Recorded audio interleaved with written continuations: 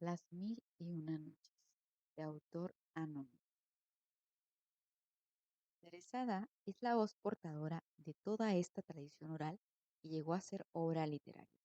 Es una mujer condenada a muerte por capricho de Sharia, su marido, quien irremediablemente la habría de ejecutar tras dormir con ella.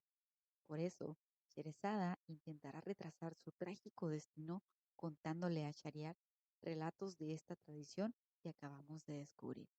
Pero justo cuando llegue el momento de culminar el cuento, lo interrumpirá para reanudar al día siguiente. Así, Shariar tendrá que esperar al día siguiente si quiere escuchar el desenlace del relato, y al terminar, casi imprescindiblemente, se ligará al inicio de otro relato que será interrumpido hasta el día siguiente. La expresión mil y una noches, más que exacta numéricamente, es una hipérbole que ilustra la enorme cantidad de unidades narrativas que salvan noche tras noche la vida de esta pobre condenada. Lo que debemos notar es que la historia que da inicio a la obra se cierra al final en los mismos términos que la mayoría de los cuentos relatados. De entre estos cuentos podemos distinguir algunos que solos se han hecho célebres. Por ejemplo, el relato de Simbad el marino, el de Alí Baba y los 40 ladrones y por supuesto el de Aladino y la lámpara maravillosa. Aunque los dos últimos los incorporó el propio Galard, aquel que ofreció la primera edición adaptada a los relatos del manuscrito en respuesta a la sugerencia de un bardo moderno de Siria. La estructura de la obra también es reflejo de la sociedad jerárquica que las envuelve. Vemos que el califa ya mencionado, Harun al-Rashid, es un protagonista recurrente de los relatos que cuenta Sherezada. Otro rasgo jerárquico se manifiesta en el hecho de que algún personaje de un cuento ocasionalmente comienza él mismo a narrar otro, y dentro de ese cuento, relatado por un personaje de cuento, podría haber otro personaje que haga lo mismo. Estos rasgos también los podemos encontrar en los poemas monumerales de Homero, que son igualmente producto inmediato de la tradición oral. Los mil encantos de Oriente. El antiguo Oriente ha fascinado la mente del europeo con sus relatos fantásticos, donde los personajes son mágicos o se representan en imágenes escalofriantes de héroes y divinidades indefinidas, androgénicas en lo que respecta a la India. Pero en cuanto a la rama semítica de Oriente, también ha sido fascinante el austero mundo judeo-islámico, con sus textos sagrados ambiguos y sus vestimentas espléndidas. Los griegos decían que el vino, ese magnífico regalo de dioses que les permitía tener la suficiente alegría como para sobrellevar esta dura vida, había sido traído de Oriente por Dionisio, a quien los puristas de la religión occidental tachaban de intruso. Las telas más hermosas, las artesanías más exóticas, los alimentos más espléndidos, las doctrinas filosóficas más sobrias y sensatas han provenido siempre de aquella mística región que comienza en Anatolia, Turquía, donde el color, el sentimiento religioso y por todo una sensualidad desbordante son el alma de todo proceder. Los cuentos de las mil y una noche son el tesoro literario mejor logrado que el hombre occidental puede tener. El mundo árabe de los califas, de los visires, del harén, de los reyes sabios, de los buenos que no siempre buenos y los malos que no son en realidad malos, nos proporcionan una forma de explicar la experiencia vital y el mundo tan distinta de nuestra objetividad histórico-científica que siguen perturbando el resto de la humanidad. Esa parte de los habitantes de la Tierra que aunque se enorgullecen de sus alcances racionales, cuando vuelven a la vista de Oriente leyendo Las Mil y Una Noches, por ejemplo, no pueden evitar que desde su interior crezca como un fuego la pregunta: ¿nos habremos estado andando en el camino correcto, pero en el sentido equivocado? Y así, desde antiguo, También se ponen de moda los viajes a Oriente para encontrarse con la esencia de vivir, para aprender a silenciar los estridentes gritos de la conciencia y la racionalidad occidental. Y aunque la estancia de Oriente sea prolongada, el hombre occidental aún podría no sacar ningún provecho de su retiro. Es a través de lecturas como las que hoy presentamos que podemos entrar en verdadero contacto con Oriente.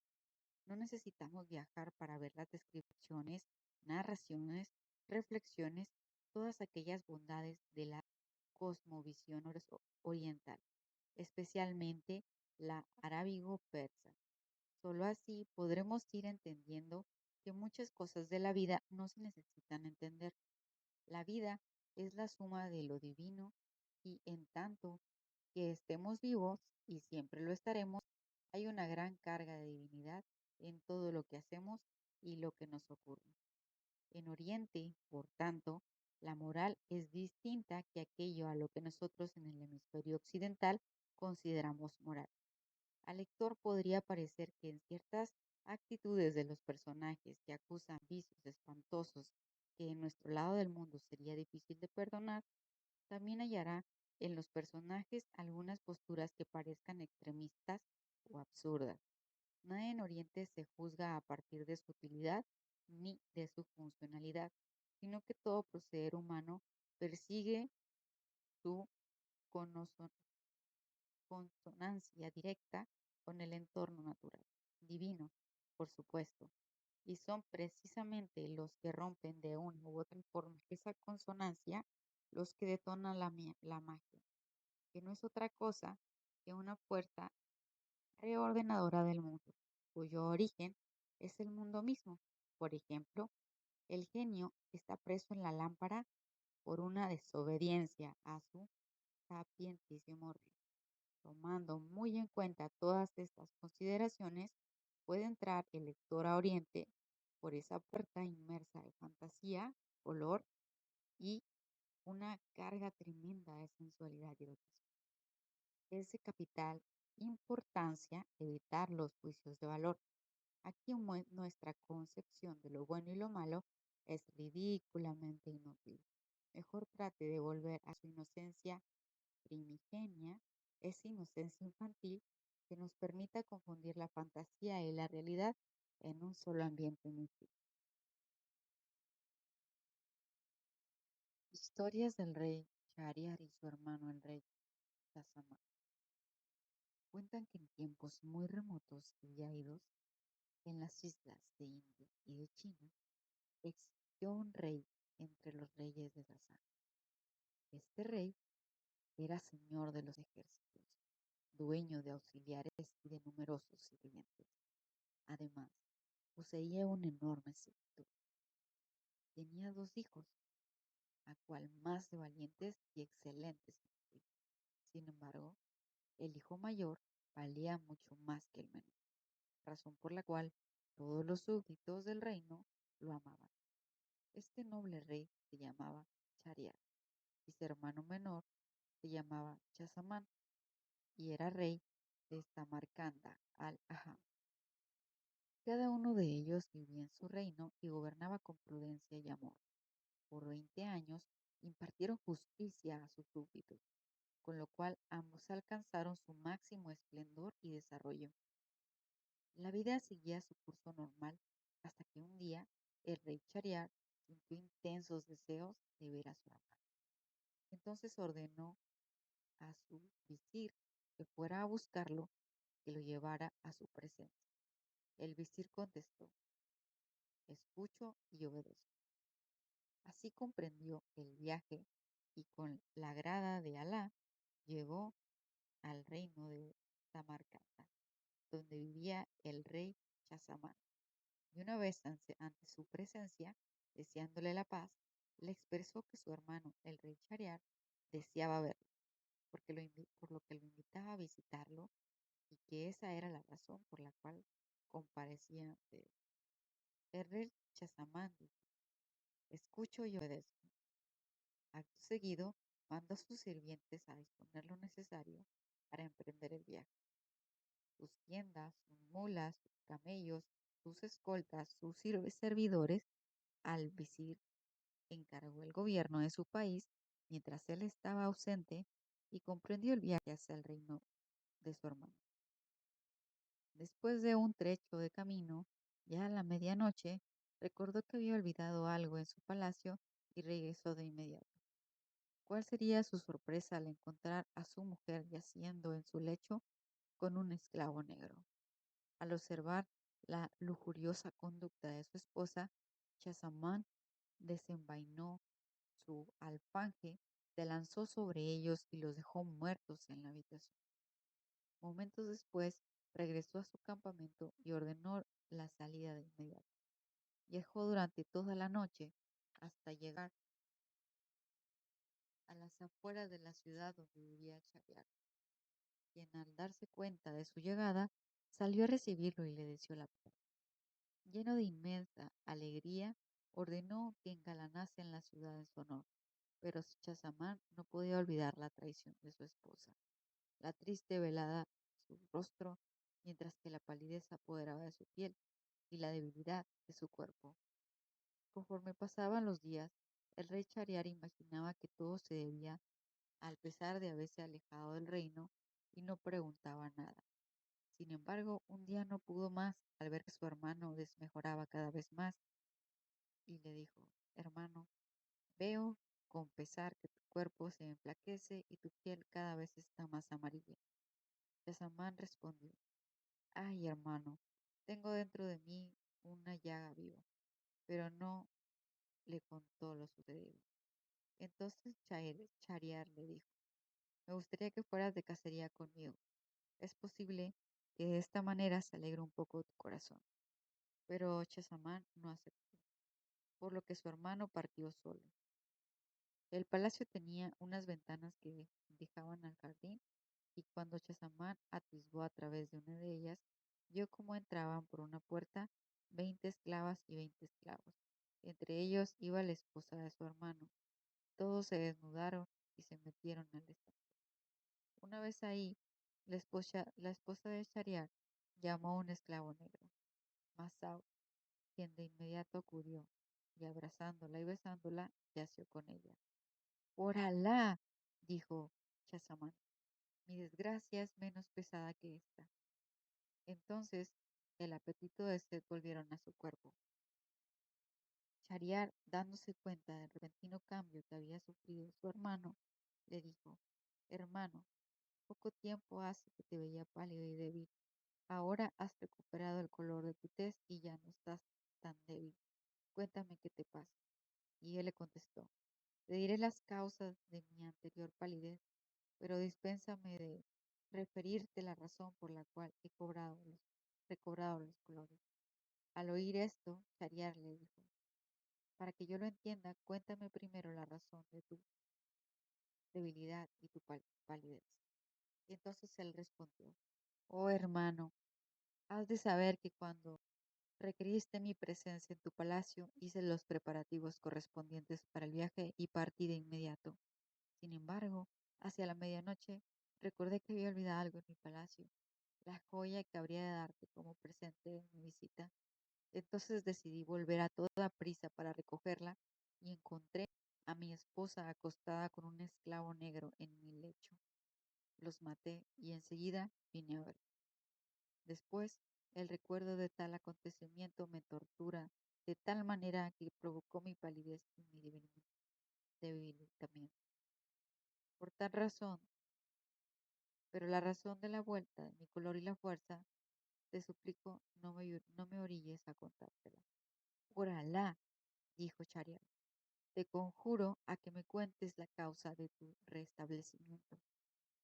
Obligado por esas palabras, el rey Sachamán le refirió cómo había visto a su esposa entre las esclavas y esclavos desnudarse y meterse al estanque, y una vez ahí había llamado al esclavo negro para yacer con él.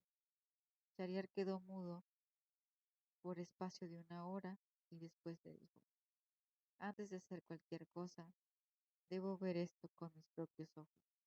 Su hermano le respondió: Haz que sales de cacería y ocúltate en mis habitaciones. Cuando sea tiempo, tú mismo verás el tal espectáculo. El rey hizo pregonar que salía de cacería y a la hora establecida los soldados salieron levantando todo lo necesario para el campamento. Ahí se instaló el rey y dio instrucciones para que nadie entrara a su tienda. Poco después salió disfrazado y regresó al palacio. Se dirigió hacia las habitaciones de su hermano. Allí se asomó a la ventana que daba al jardín. No había pasado mucho tiempo cuando aparecieron las esclavas y los esclavos rodeados, rodeando a su dueña, e hicieron todo aquello que Chazamán le había contado. La razón huyó de Chariar y dijo a su hermano: partamos para encontrar nuestro destino en los caminos de Alá, pero no podemos tener nada en común con la realeza hasta que no encontremos a alguien que haya padecido una aventura como la nuestra, porque es preferible morir a seguir viviendo así.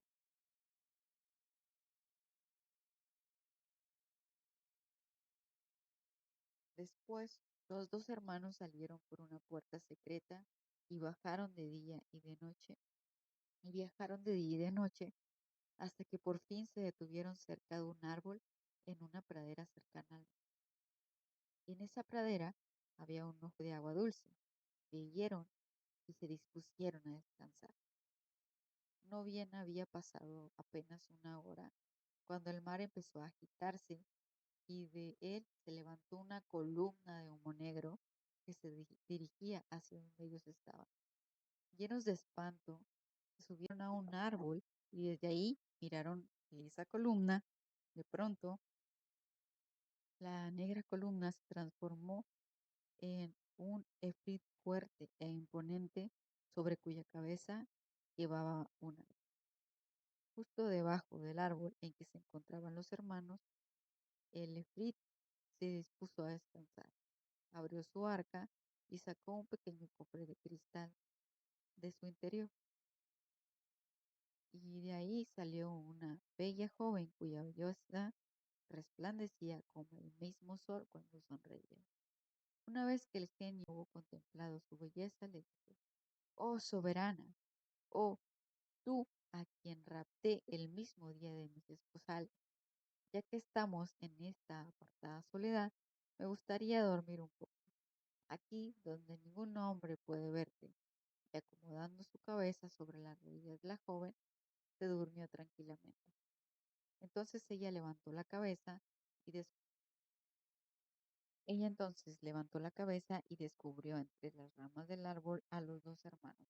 Con suavidad retiró la cabeza del genio de sus rodillas, se puso de pie y mediante señas y gesticulaciones los instó a que bajaran. Pero Shariar y Shazamán se negaron, por lo que la joven bella les dijo: por Alá, o bajan deprisa o despertaré al Efrit para que les dé la peor de las muertes. Ante tal amenaza sintieron mucho miedo y bajaron de inmediato. Ella los tomó de la mano y les pidió algo que no pudieron negar. Una vez complacidos sus deseos, sacó de su bolsillo un pequeño saco y de él extrajo un collar formado de 570 anillos. Se los mostró y les inquirió: ¿saben lo que es esto? Ellos respondieron que no, por lo que la joven procedió a explicarles: todos los propietarios de estos anillos hicieron conmigo lo que han hecho ustedes, y después me dieron sus anillos. Así que entréguenme pues sus anillos.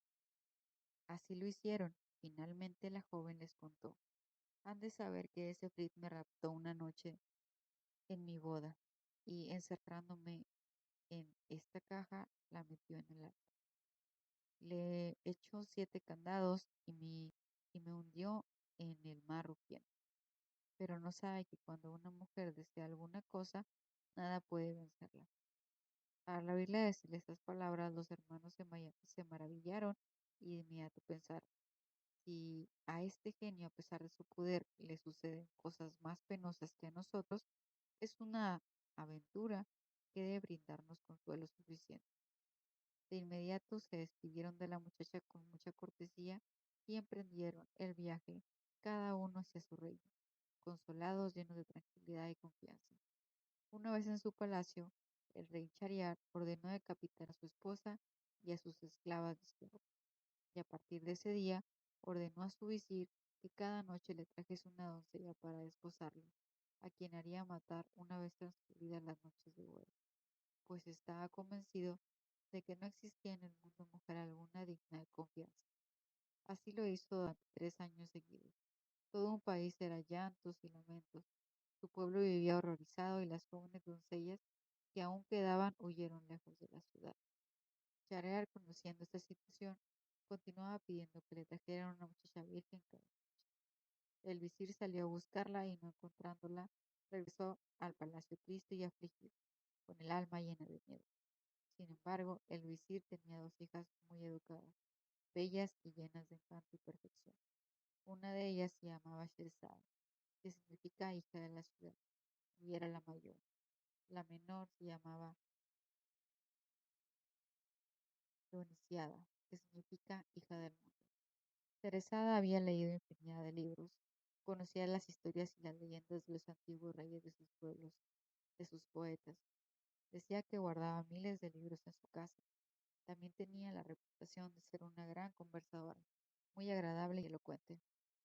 Al ver que su padre estaba tan triste, le preguntó: ¿Por qué te noto tan cambiado, llevando sobre ti el peso de la aflicción? Al oír estas palabras, el visir le refirió todo lo que acontecía con el Chariar y lo que Cerezada respondió: Por Alá, padre mío, hazme casar con el rey, y si logro que no me mate, libra de la muerte a muchas hijas de musulmanes. Pero su padre se negó diciéndole: Por Alá que jamás te expondré a mi hija a tan grande peligro. Y añadió: Por Alá sobre ti, no te expongas nunca a tal peligro. Pero Cerezada repuso: Es imprescindible que así lo haga.